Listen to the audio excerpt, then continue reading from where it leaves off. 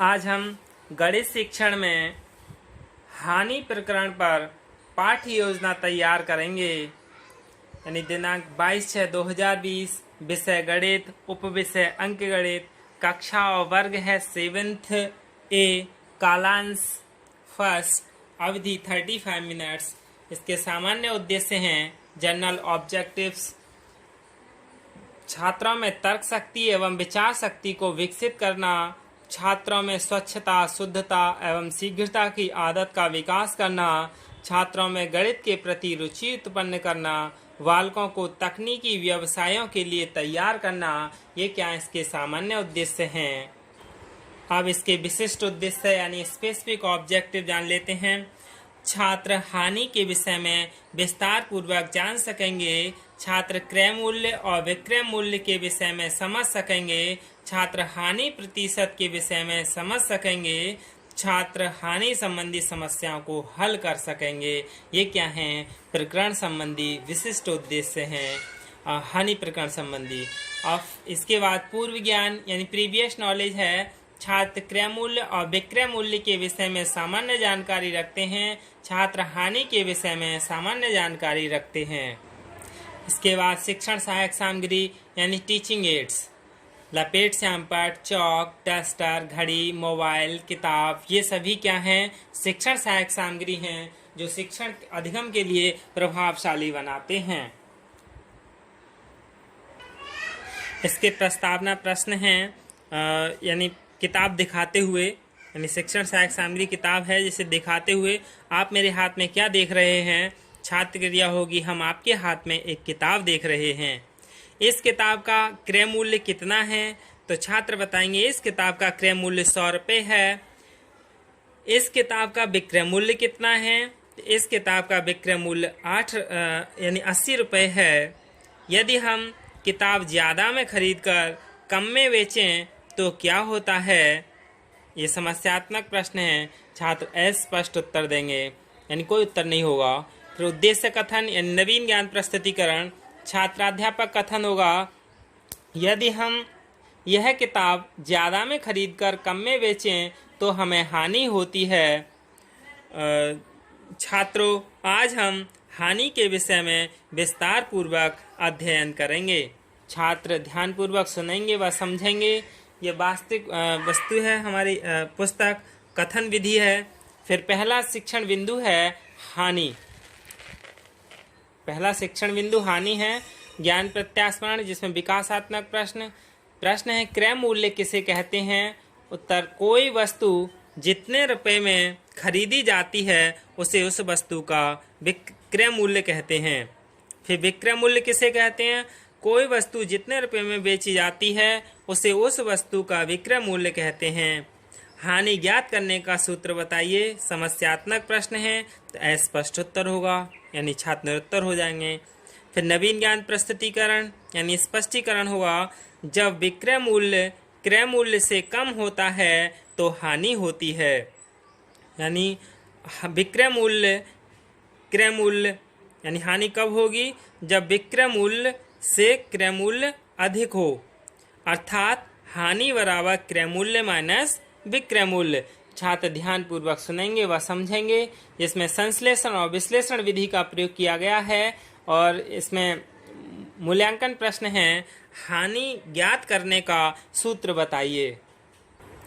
इसमें दूसरा शिक्षण बिंदु है क्रय मूल्य ज्ञात करना यानी विकासात्मक प्रश्न। एक मोबाइल है, मोबाइल दिखाते हुए यानी जो वास्तविक वस्तु है मोबाइल दिखाते हुए यह मोबाइल मैंने 500 रुपये की हानि से 500 रुपये में बेचा। यानी एक मोबाइल था, दिखाते हुए पूछेगा कि एक मोबाइल है, ये मैंने 500 रुपये की हानि से 500 रुपये में बेचा तो क्रय मूल्य क्या होगा? तो प्रश्न इसी में से कर लेगा। मोबाइल का विक्रय मूल्य कितना है? मोबाइल का विक्रय मूल्य 500 रुपये है। मोबाइल का 500 रुपये में बेचने पर कितने की हानि हुई? 500 रुपये की हानि हुई। तो क्रय मूल्य कैसे ज्ञात करते हैं? समस्यात्मक प्रश्न है, अस्पष्ट उत्तर होगा। ये प्रश्नोत्तर विधि और विश्लेषण विधि का प्रयोग किया गया है।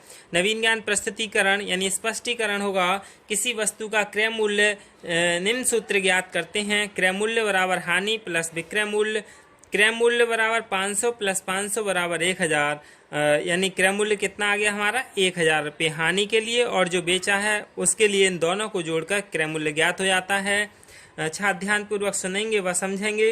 और ये हमारी व्याख्यान से है प्रदर्शन विधि का प्रयोग किया गया है। और इसमें पहला यानी इसका मूल्यांकन प्रश्न है कि क्रय मूल्य ज्ञात करने का सूत्र बताइए। फिर इसके बाद दूसरा शिक्षण बिंदु है हानि प्रतिशत, यानी दूसरा शिक्षण बिंदु क्या है, हानि प्रतिशत, यानी ज्ञान प्रत्यास्मरण विकासात्मक प्रश्न।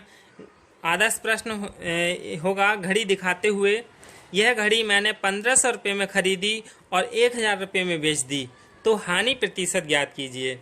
अब इसी में से प्रश्न कर लिए जाते हैं, यानी विश्लेषण किया जाता है। तो ये प्रश्नोत्तर और विश्लेषण विधि का इसमें प्रयोग होगा।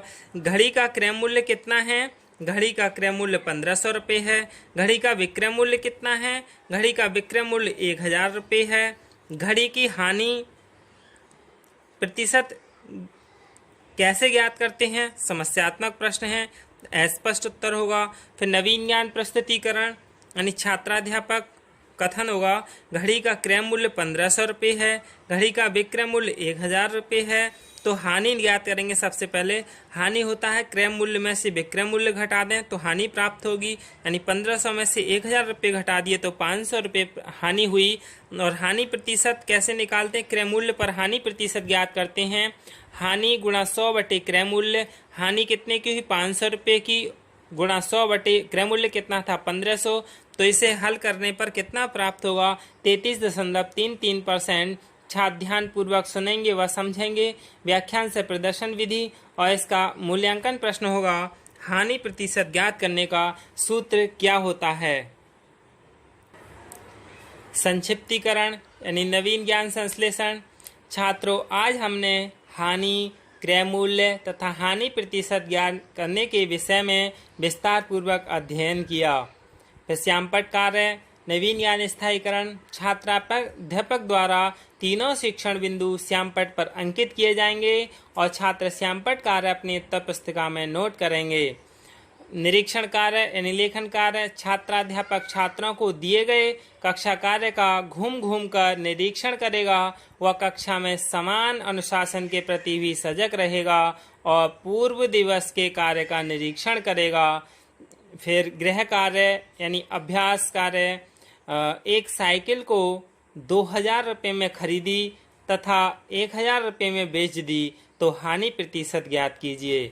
छात्र गृह कार्य अपनी उत्तर पुस्तिका में नोट करेंगे तथा घर से करके लाएंगे। और ये क्या है, श्यामपट्ट कार्य जिसे छात्र अपनी उत्तर पुस्तिका में नोट करेंगे। यही क्या है हानि और हानि प्रतिशत पर पाठ्य योजना है। धन्यवाद।